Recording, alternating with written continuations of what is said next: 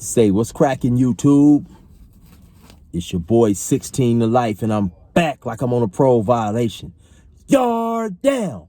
For those of y'all that's new to my page, in 1994, I got arrested. I was eventually sentenced to 16 years plus life, and I served 24 years straight in the California prison system, man. So yeah, let's hop right up into this video, man. Could Chill survive prison in today's times? And this video was suggested by an individual who often watches my page, G Brown. So shout out to G Brown, man. I appreciate it. And this is actually a good topic, right? And so the topic that he presented to me, like I said once again, was, could I survive in today's prison, today's prison atmosphere, so on and so forth, right?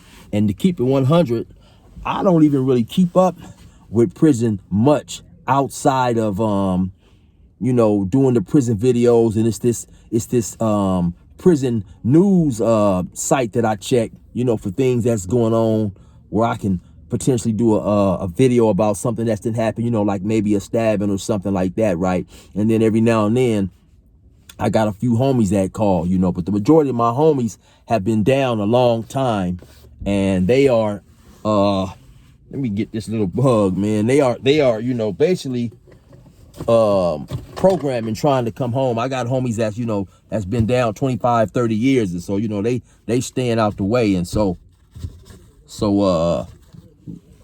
bug messing up my video. So yeah, but so most definitely, right? So my honest feelings is, I most definitely could survive in prison right now, with everything that's going on, dudes not being on the lower yards or whatever, and for me,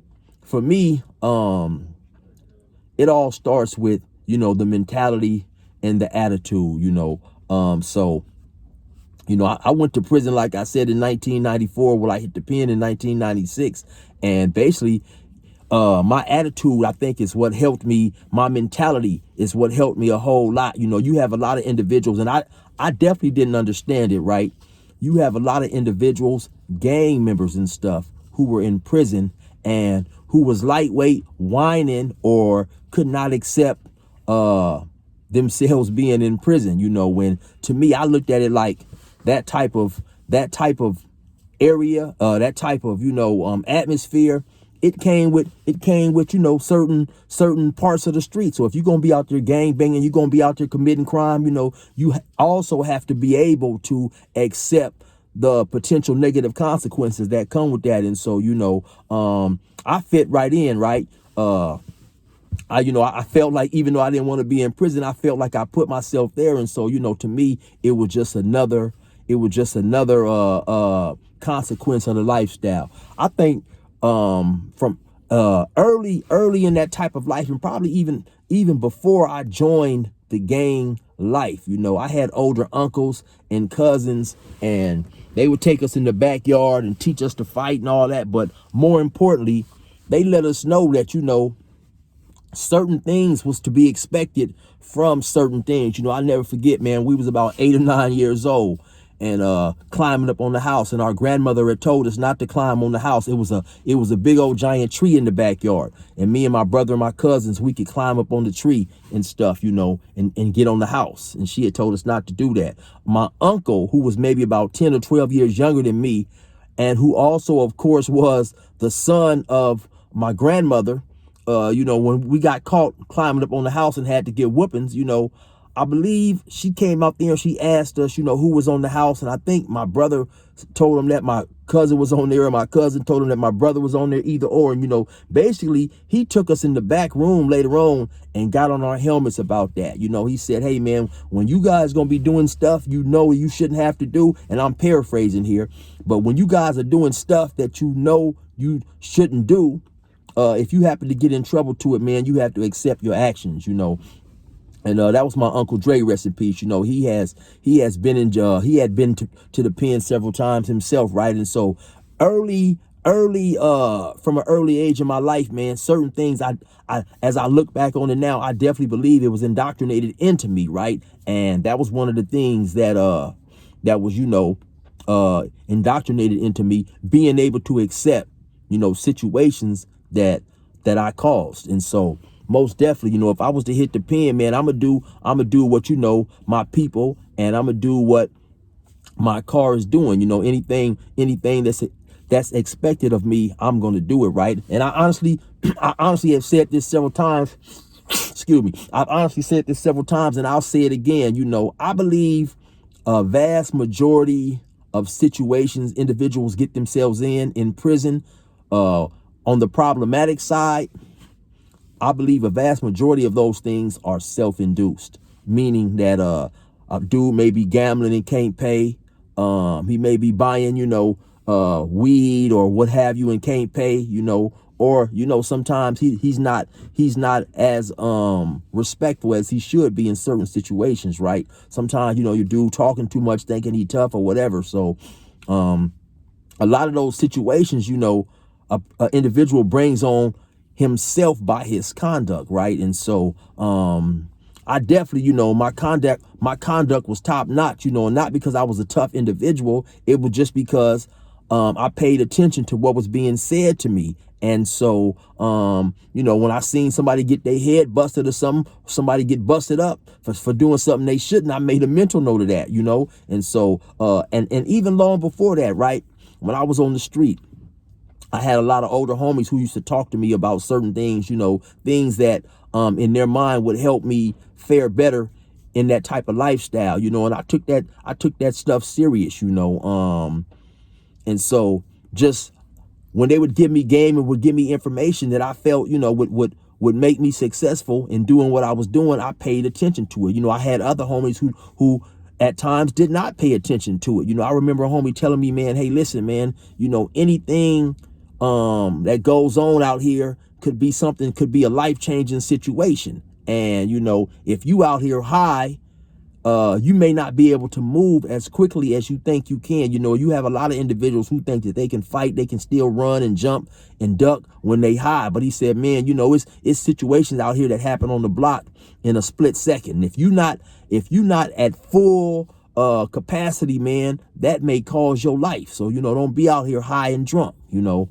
And so I took that to heart, you know. A lot of individuals didn't. So it just all depends. You know, it was little things like that was spoken to me that I took to heart, you know. And so I think those things that I did take to heart played a big part in me being able to, you know, navigate through prison successfully. Now, to me, the hardest thing, or at least one of the hardest things about prison, is surviving the unexpected, you know, especially when you in prison, you function with a particular car, especially being black, right? Because once again, you know, I think it's important to say that the blacks are so splintered. There are so many different groups that, you know, you never know what may transpire. Now, if you're with another collective in prison, and there is no dissension allowed among that car that's not authorized, pretty much all you have to worry about is getting into a riot with another race, another collective, or whatever, or, you know, being sent on a mission within inside your own collective due to the no hands policy on the people that you function with. But like we know, for the blacks, man, it's not like that. So you could be cool, you know, out there on the yard, and your homie get into it with somebody else, and something breaks out spontaneously, then of course, you know, you're expected to respond, right? And so I said all that to say, once again, I think one of the most tough things in prison is surviving the unexpected. You know, that's when you could potentially get caught up in a situation. You know, you could be harmed, you could have your life took, or you could go to the hole, you know, something like that, right? And so, because, you know, anything, especially like I say once again, man, anything could break out with the blacks, right?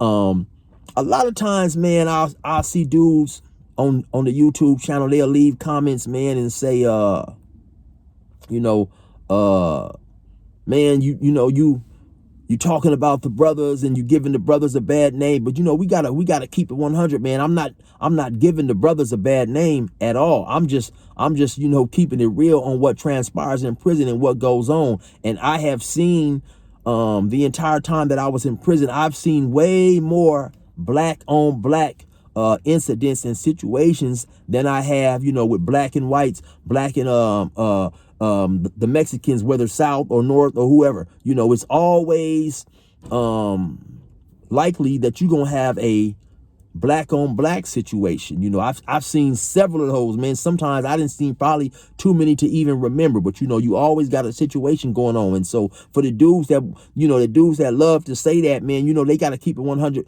and keep it real with themselves, man, and wonder, you know, why isn't there more unity among the brothers? You know what I'm saying? And then you wouldn't have, you know, individuals complaining, talking about, you know, you got dudes basically saying that, you know, the blacks are at odds with each other, or dudes who don't like individuals speaking about the blacks who are at odds with each other. You know, some dudes want you to sweep that information under the rug, man. But if you sweep the information under the rug, in my opinion, it's going to stay under the rug. It's not never going to get dealt with. Right. And I think that's something that, you know, dudes as a collective, man, in prison and on the streets, you know, that's something that we really need to address and start doing things to try to fix that, you know.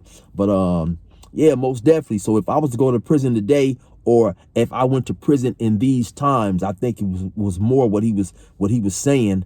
How do I believe that I would do, you know? And like I say, once again, I think navigating the unexpected, the things that's unplanned for, you know, would be the hardest part, because many times I've seen individuals coming to the aid of a homie, and they're the ones who end up getting hurt, you know, going over there being loyal, trying to help somebody in their car with a situation that they really didn't have nothing to do with, except they function with that individual who got into it. And so anything outside of that, I believe is the roughest situation. But as long as you do the things that's expected of you within whatever collective you kick it with, you know, you will have a better chance at surviving and coming home from prison, right? I'm gonna keep it 100 too, man. Often, you know, when I check that site that I told you guys about, that CDC news site that gives me information about this and that, and I see dudes, you know, going to jail with 7 and 8 years, man, and end up stabbing somebody and get life, man. I feel blessed, man, because it's a couple times up in there, you know, I had to get cracking, and you know, I could have potentially got caught, and man, you know, that would have been ugly, you know, getting another life sentence or getting life without parole or a situation like that, you know. So I definitely feel blessed, man. If you guys have not seen, I told a story. The name of that story is Chill versus Goliath, Part 1, Part 2, man. And so if you guys haven't seen that, check that out, man. But anyway, it's your boy 16 to Life. Resume normal program.